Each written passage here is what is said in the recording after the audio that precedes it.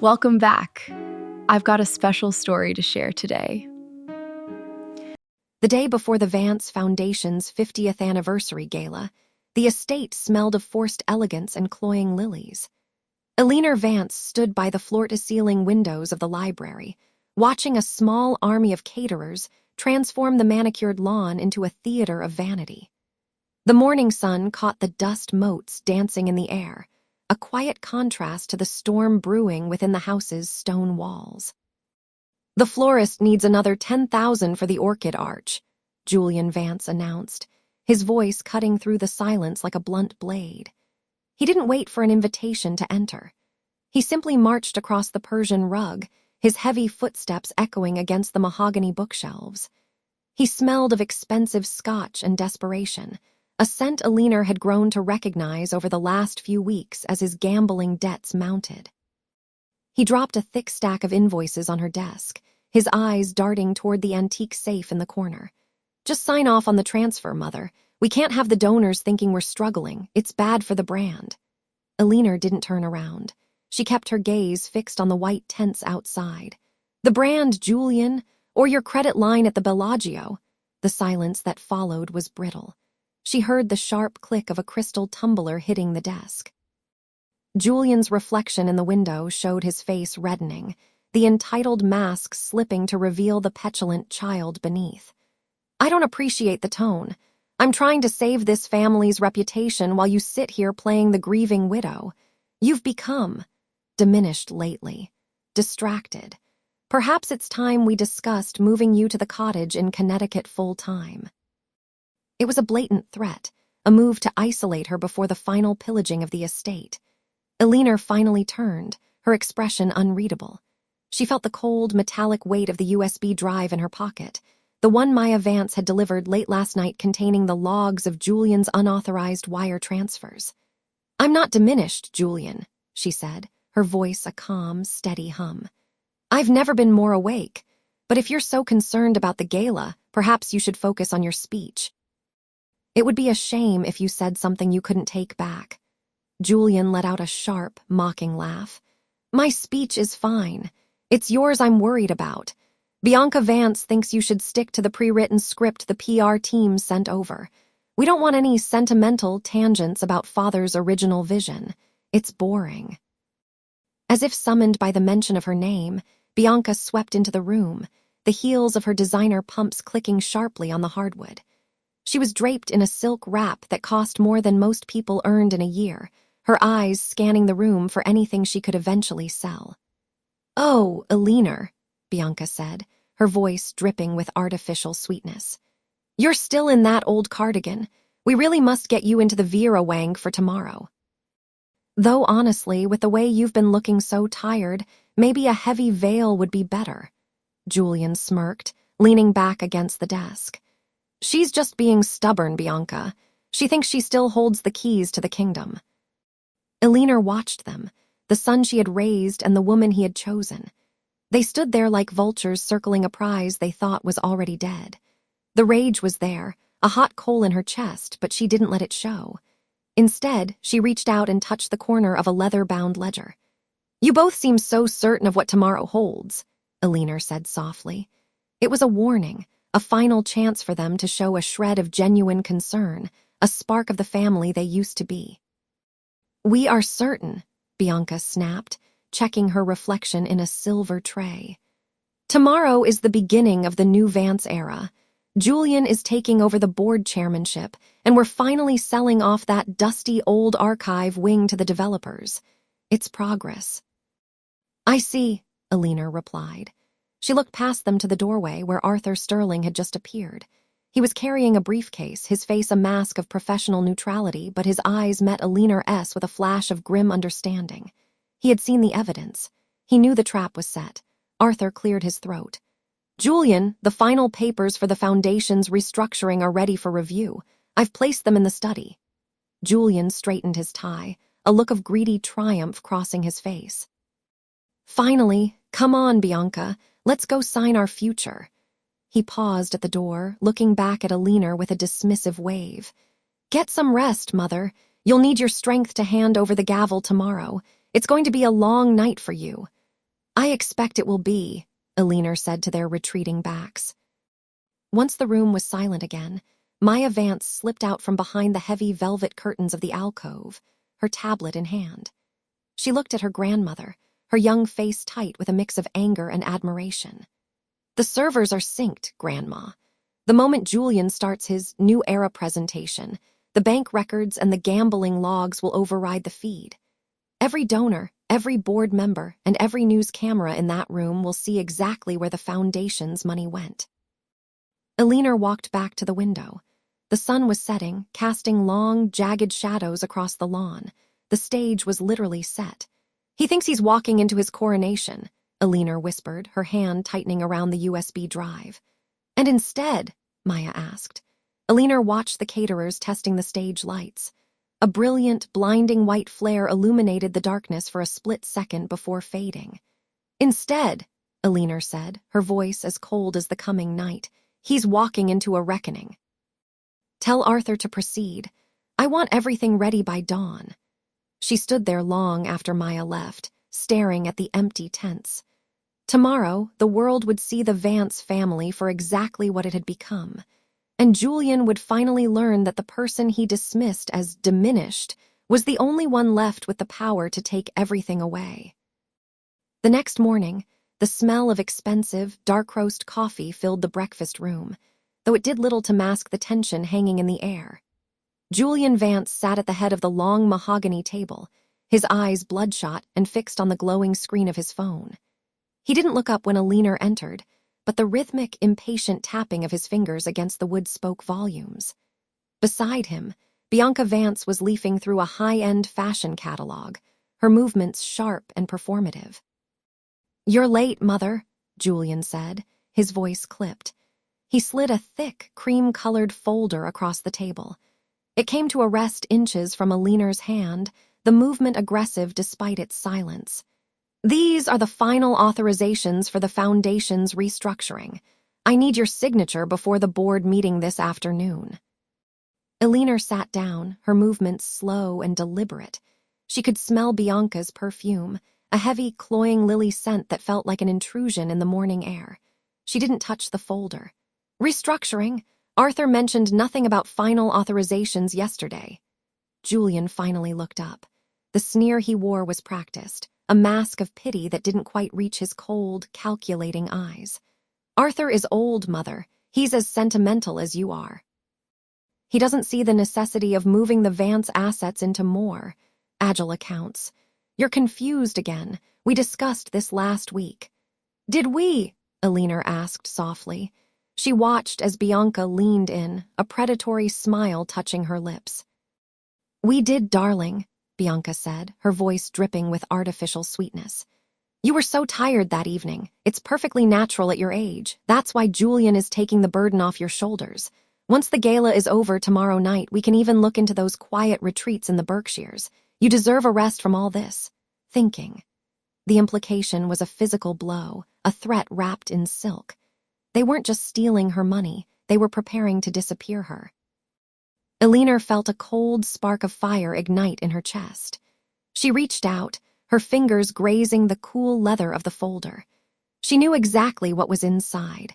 A total transfer of the family's remaining liquid assets into a shell company Julian controlled.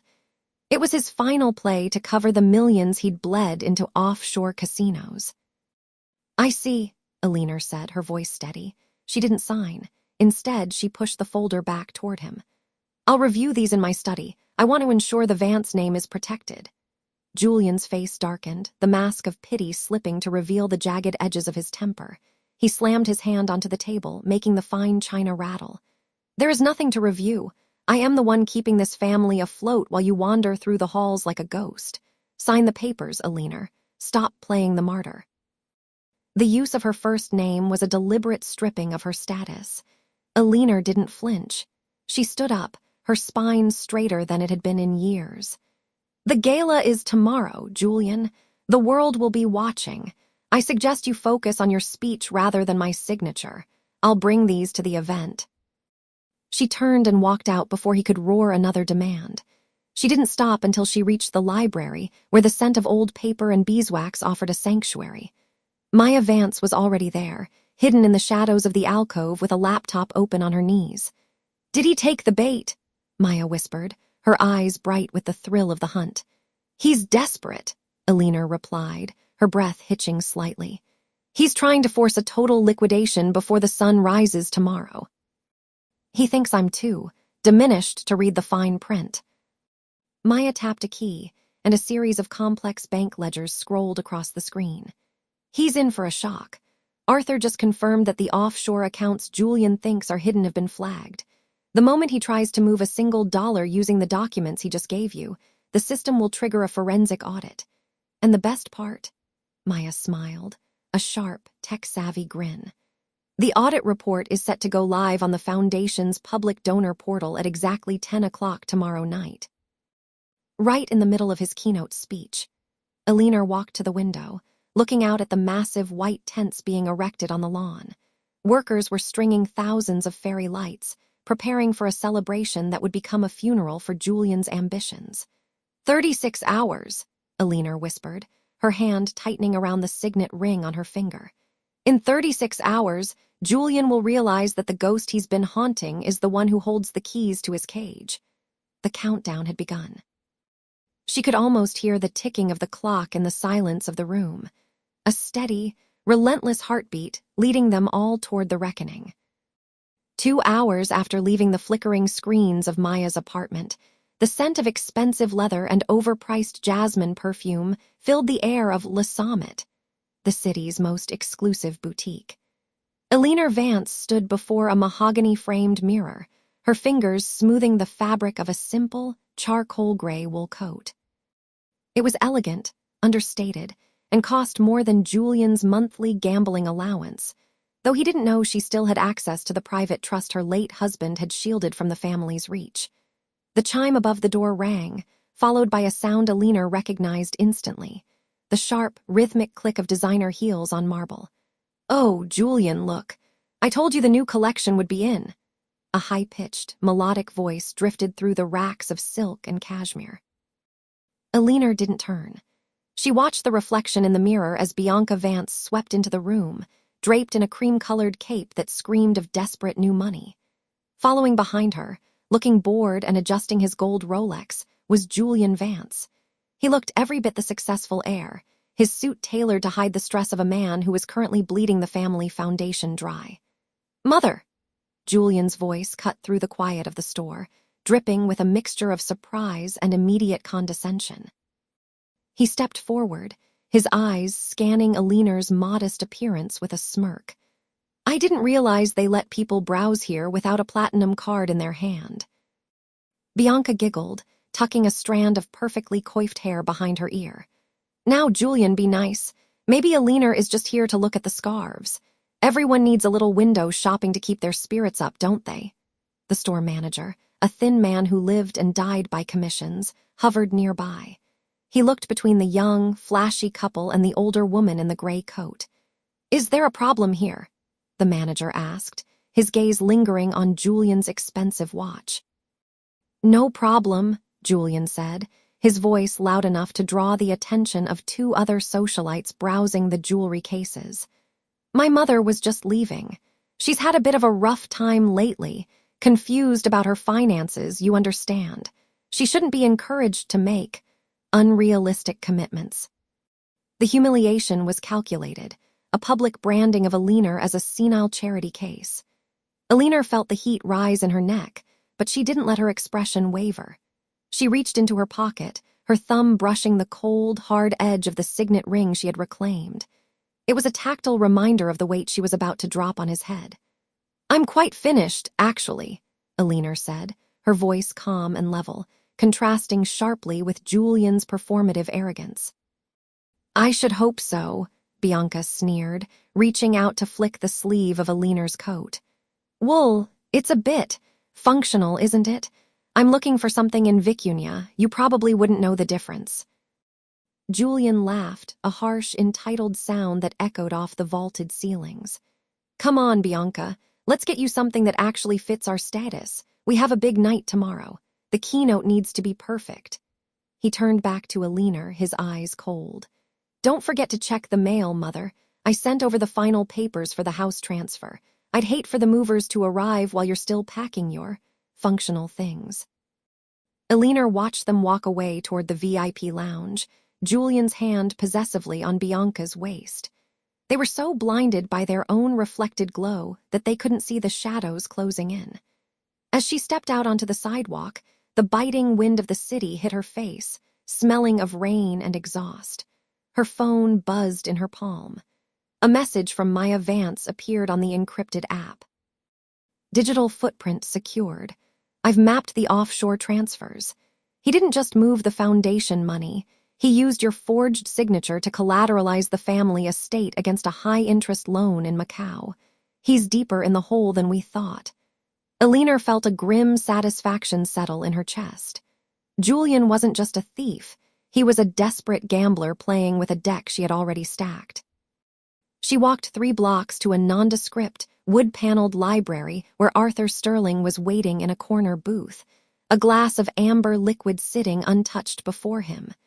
The room smelled of old paper and beeswax, a sanctuary of old-world power that Julian would never understand. He's moving faster than we anticipated, Arthur, Eleanor said as she sat down. Arthur Sterling pushed a thick manila envelope across the table. He thinks he's being clever. He's been using a shadow company to buy back the foundation's debt at a discount, planning to save the charity during his speech tomorrow and look like a hero. But he's using the very funds he embezzled to do it. Eleanor opened the envelope. Inside were the forensic copies of the bank logs Maya had intercepted. And the trigger. Ready, Arthur said, his voice grave.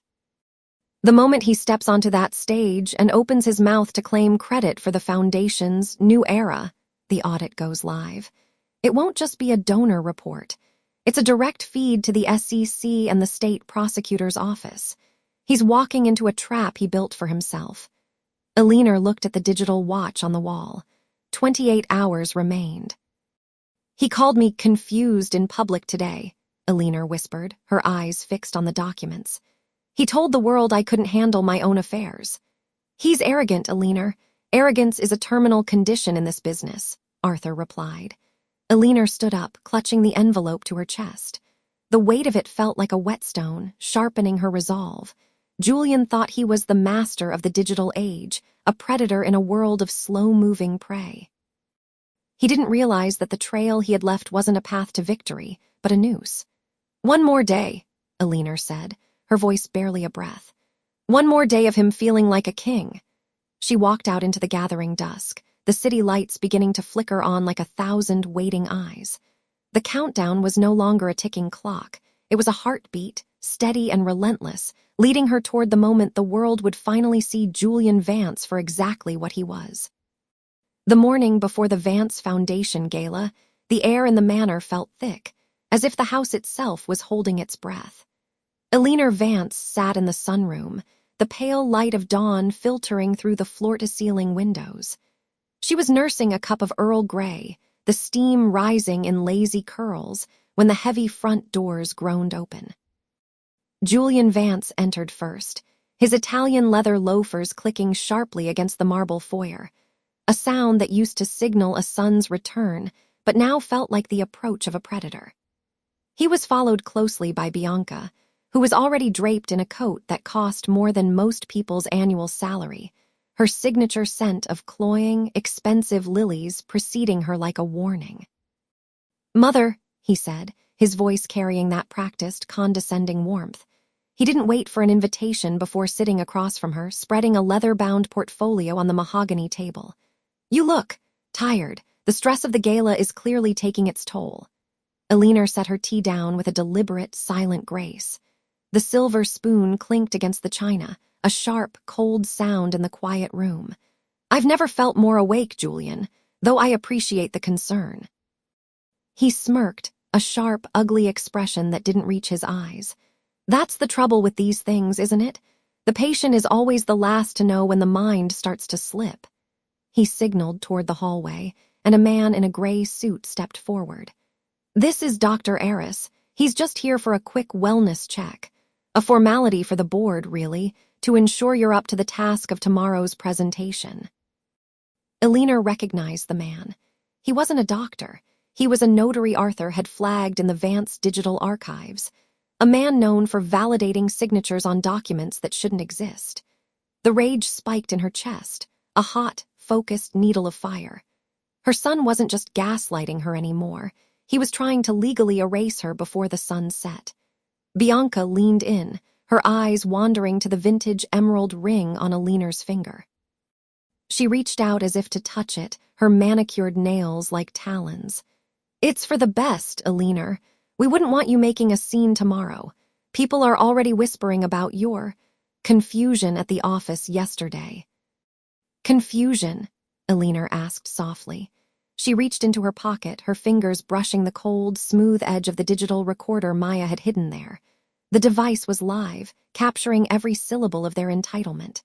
"Is that what you're calling it?" "Julian," she continued, her voice dropping to a level of chilling calm. "A word of advice before the gala. A man should be very careful about the foundations he builds upon. If the soil is rotten, the most beautiful house will still collapse.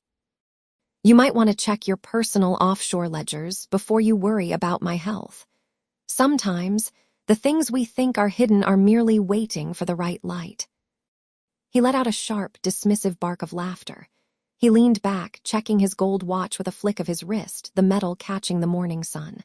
"Ledgers, offshore accounts. You've been watching too many melodramas, Mother. This is exactly what I mean. You're tilting at windmills." He pushed the portfolio toward her, a silver fountain pen resting on top. "Just sign the medical release.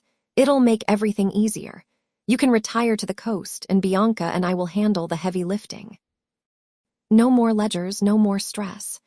I think I'll wait for the gala to make any final decisions," she replied, her gaze never wavering from his. Julian's face hardened, the mask of the dutiful son slipping to reveal the jagged edges of his greed. "Tomorrow isn't an invitation, Mother. It's a transition. One way or another, you're stepping down." He stood up, signaling the notary to follow. Bianca lingered for a second, her gaze raking over the room's expensive antiques as if she were already mentally tagging them for an auction. "See you tomorrow, Eleanor," she whispered, her voice dripping with mock sympathy. "Try to wear something dignified. It'll be your last time on stage." As they walked away, their voices echoing in the hall, Eleanor didn't move. She waited until the sound of Julian's car faded down the long driveway. Then she pulled the recorder from her pocket and set it on the table. The countdown in her head shifted. 16 hours. She picked up her phone and dialed. "Arthur, it's time. Tell Maya to bypass the secondary firewall. If Julian wants a transition, we're going to give him one he'll never forget." She looked out at the garden where the shadows were lengthening. The warning had been given. The arrogance had been confirmed. Now there was only the wait. The evening of the gala arrived with a deceptive stillness that blanketed the Vance estate. By 7 o'clock, the long, winding driveway was a river of black town cars and shimmering headlights. Eleanor Vance stood at the top of the grand staircase, her hand resting lightly on the polished mahogany railing. She could smell the overwhelming, cloying scent of Casablanca lilies, Julian's favorite, though he knew they gave her a migraine. It was a deliberate choice. A small, olfactory territorial marking meant to remind her whose tastes now governed this house. Below her, the ballroom was a sea of silk, lace, and diamonds. Julian Vance stood at the center of a circle of high-stakes investors, his laughter booming too loudly, his chest puffed out in a tuxedo that cost more than most people's annual salaries. He was already playing the part of the sole heir, the king who had finally inherited the throne. Beside him, Bianca Vance glittered in a gown of silver sequins that caught the light like scales. She was holding court with the wives of the board members, her voice carrying that sharp, practiced edge of someone who believed her social position was now unassailable.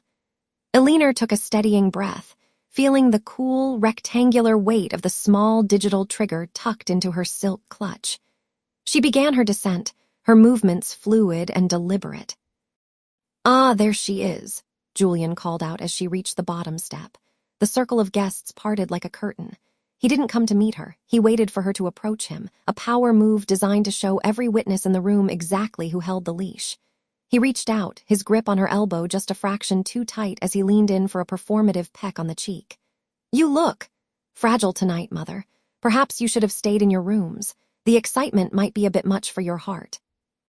"My heart has never been more resilient, Julian," she replied, her voice a steady, low chime that didn't waver. Bianca stepped forward, her smile sharp enough to draw blood. She reached out and smoothed a non-existent wrinkle on Eleanor's shoulder. "We've already arranged for the staff to move your personal items to the guest cottage on Monday, Eleanor. We wouldn't want you to be burdened with the heavy lifting of a transition. The cottage is so much more manageable for someone of your declining energy." A few of the younger associates chuckled.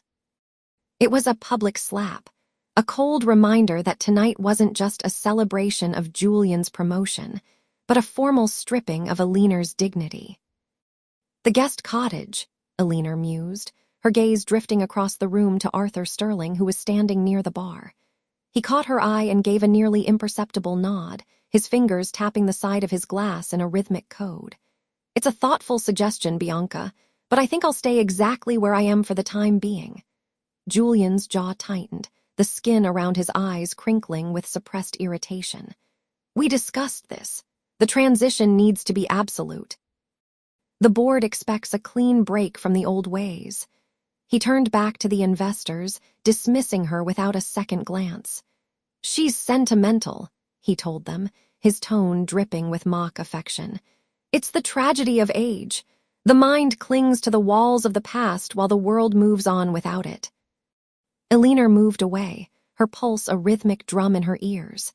She found Maya Vance near the sound booth, ostensibly checking the guest list on a tablet. Maya didn't look up, but her voice was a low whisper. "The secondary firewall is a memory," Maya said, her fingers dancing across the screen with surgical precision. "I've mapped every offshore account Julian was using to funnel the maintenance funds.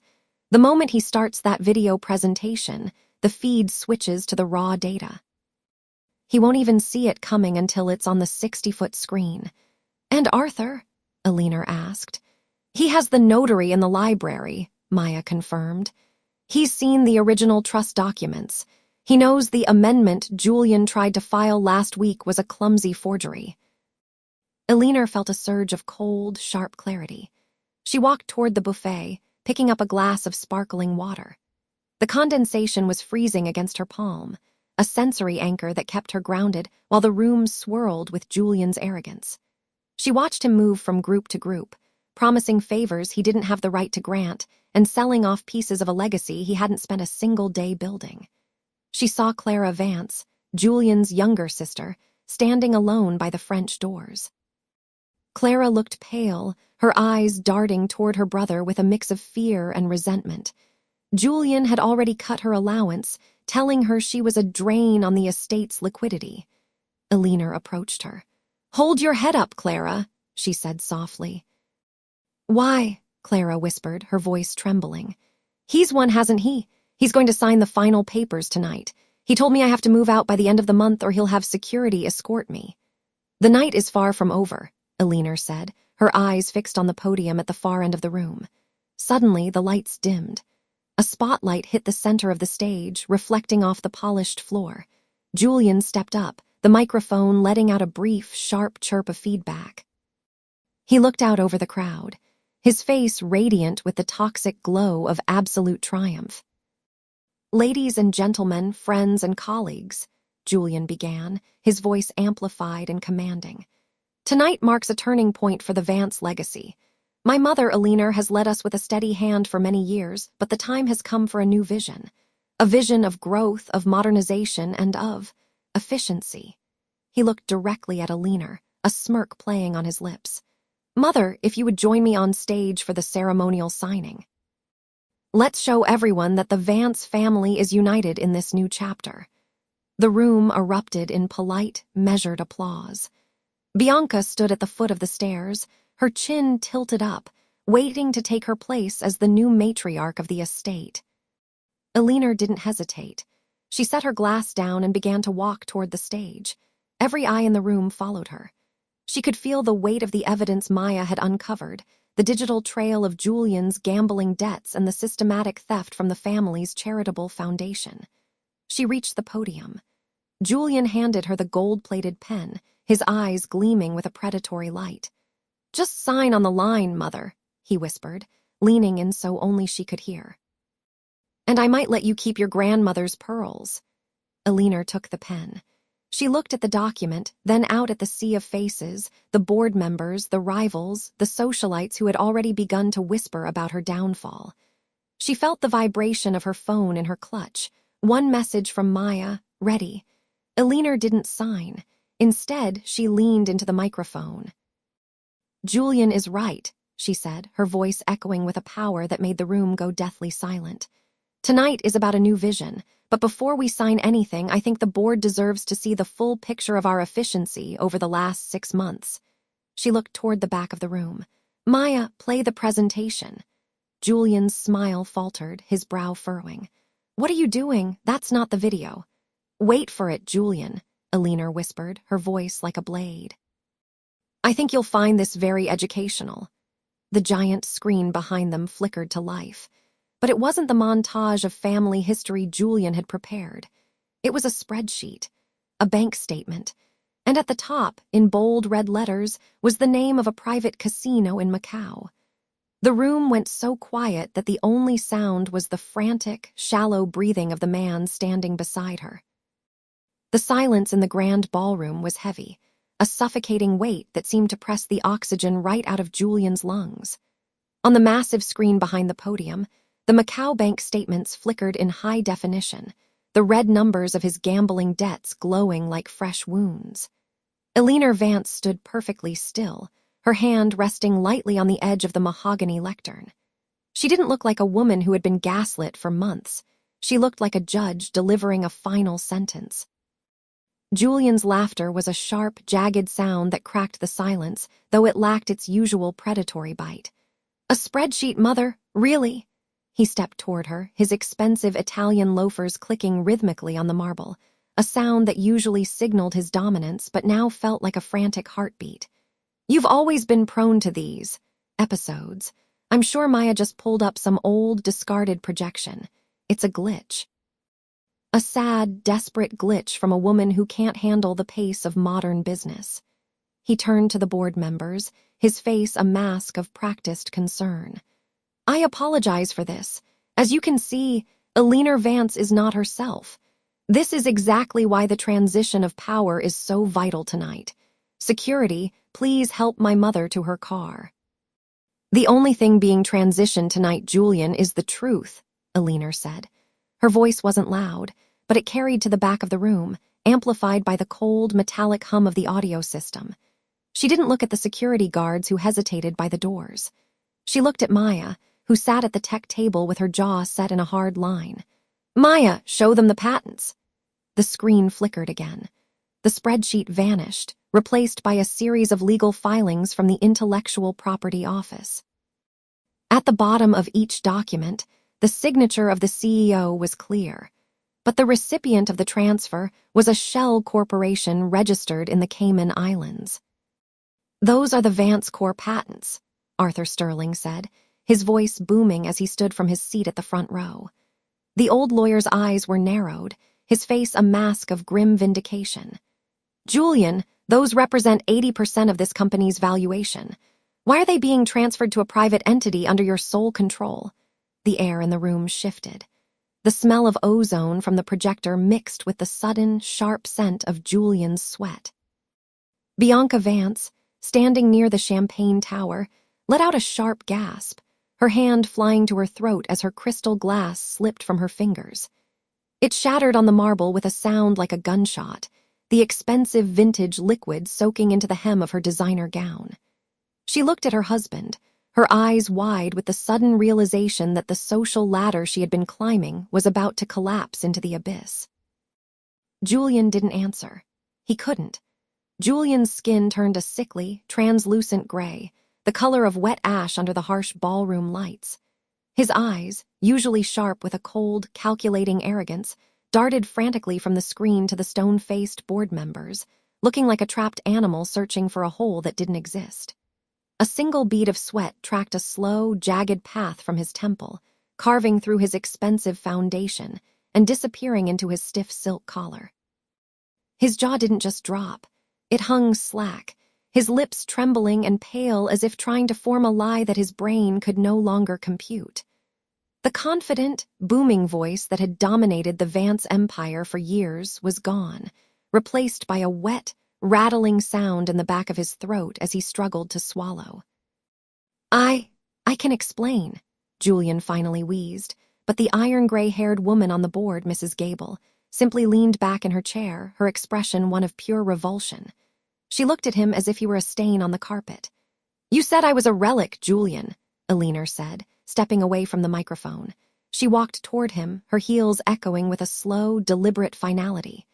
She stopped just inches from him, her eyes as cold as the Macau casino floor where he'd lost his soul. "You said I didn't belong in this room because I didn't understand how the world works now." She leaned in closer, her voice a whisper that the entire room strained to hear. "But you forgot one thing. I built this room, and I still own the building." She turned her back on him before he could find his breath, walking toward Arthur and Maya without a single backward glance. She didn't stay to watch him scramble. She didn't stay to hear the board begin to shout. She simply walked out of the ballroom, leaving the ghost of the man she had once called her son to drown in the silence of his own making. The vacuum Eleanor Vance left behind was filled almost instantly by a roar of whispered accusations and the sharp, rhythmic clicking of Maya Vance's laptop. Julian Vance stood frozen at the head of the long mahogany table, his hand still hovering in the air where he had been gesturing toward his vision for the company's modernization. The silence of the board members was heavier than any shout, a collective withdrawal of support that chilled the air in the room. "She's bluffing," Julian finally shouted, though his voice cracked on the final syllable. He looked around the room, his eyes wild as they landed on the faces of people who had toasted his success only 20 minutes prior. "My mother is an old woman who hasn't looked at a ledger in a decade. You're going to listen to her. She's probably confused about which building she's even in." Bianca Vance stepped toward him, her hand reaching out as if to steady him, but her eyes were darting toward the exits. The socialite's poise was beginning to fray.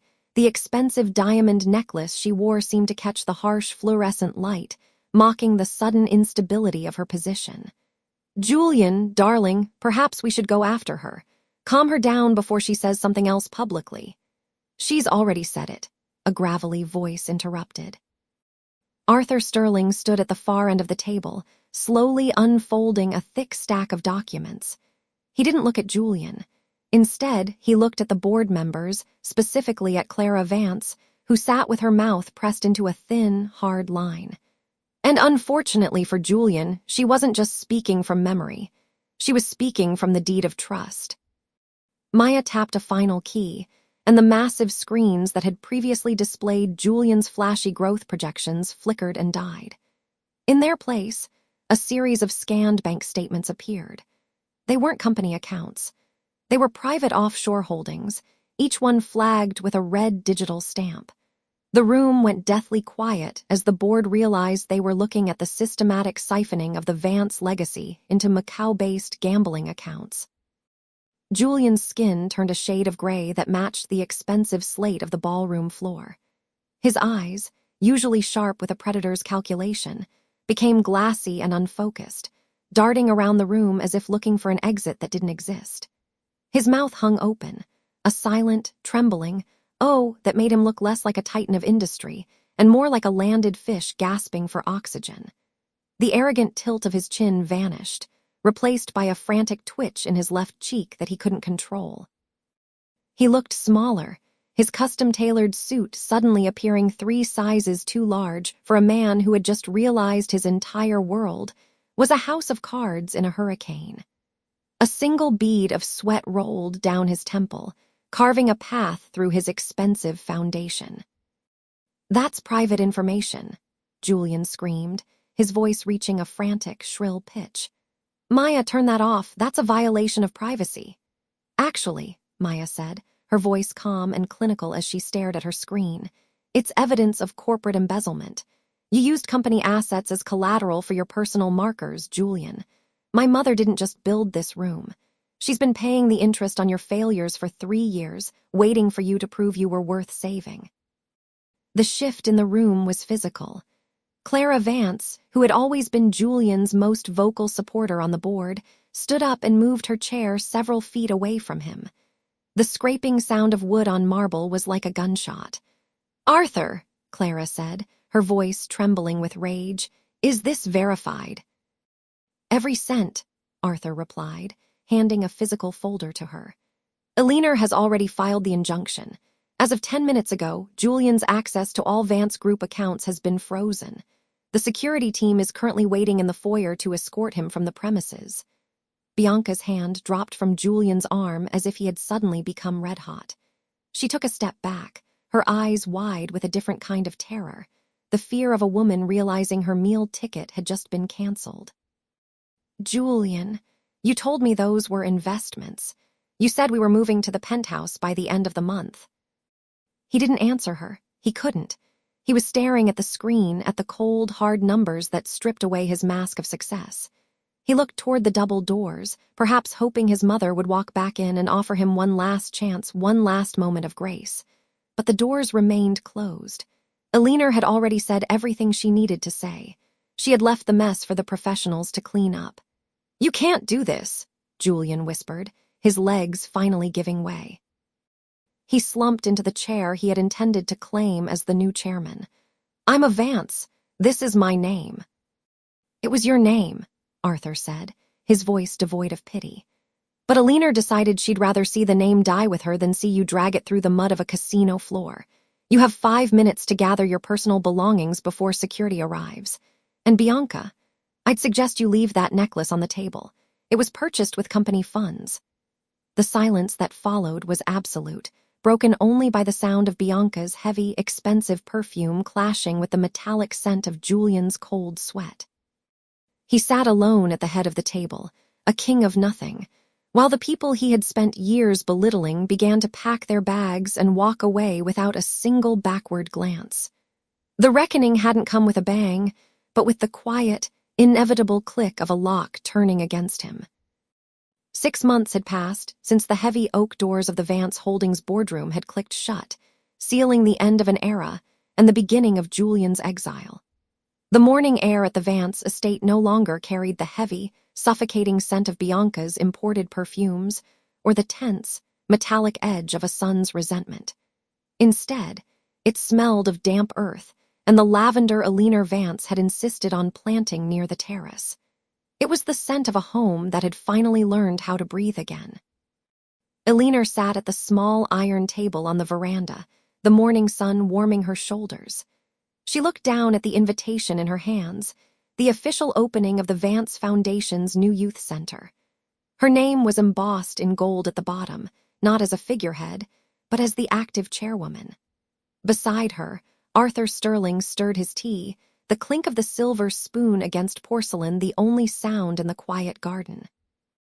He looked younger than he had in years, the shadows of financial conspiracies finally lifted from his brow. "The board approved the final grants last night," Arthur said, his voice steady and devoid of the caution that had defined their secret meetings months ago. "Everything is in order. The legacy is safe, Eleanor." She nodded, but her gaze drifted toward the iron gates at the edge of the property. "Safe," she repeated. It was the word she had fought for, the prize she had won through blood and betrayal, yet it felt heavier than she had anticipated.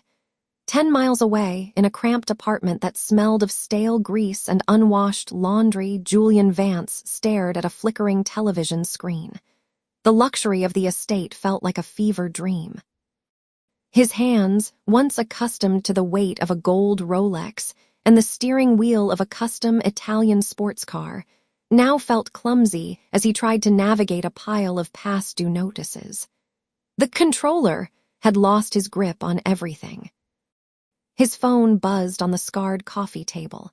It was a text from Bianca Vance. She hadn't stayed long after the accounts were frozen and the jewelry purchased with company funds was seized.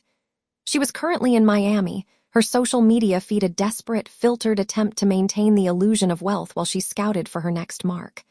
"I need 5,000, Julian," the message read. "The lawyers are breathing down my neck about the necklace. You owe me." Julian let out a dry, hacking laugh that turned into a cough. The audacity was almost impressive. Even now, stripped of the Vance name and the power it carried, she expected him to provide. He looked at his bank balance, a staggering double-digit figure that wouldn't even cover the rent for this shoebox. He had tried to call his mother once, 3 weeks after the fallout, but Maya Vance had intercepted the call. The tech-savvy girl had been polite but firm. Eleanor was unavailable, and any further attempts at contact would be handled by the firm's legal department. The rage that used to boil in Julian's chest had been replaced by a cold, hollow ache.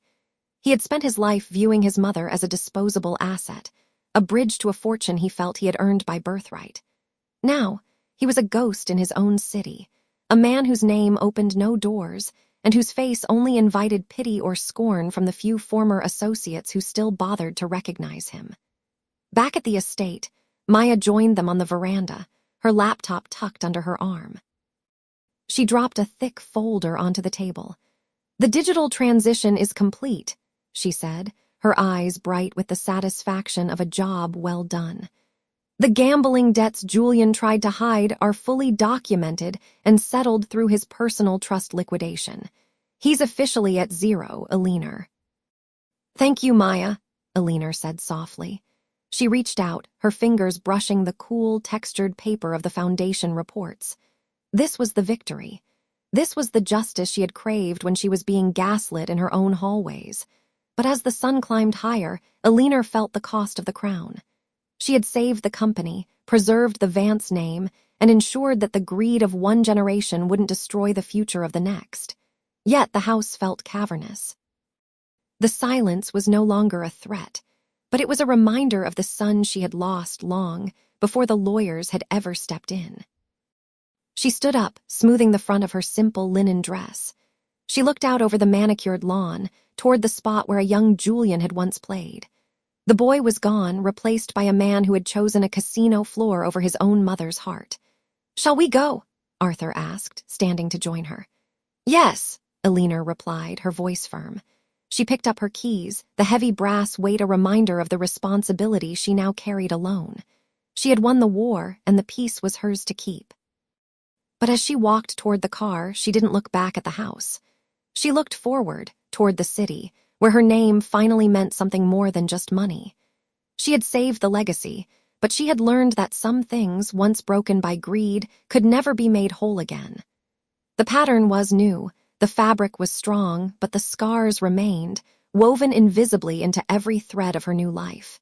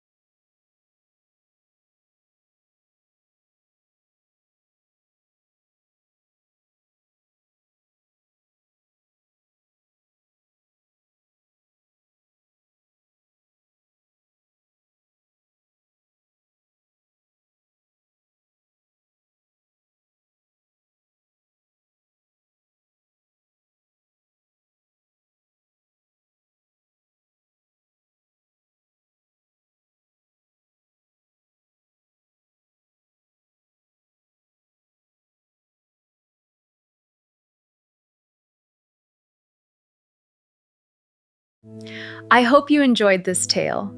Please subscribe to support the channel. Goodbye for now.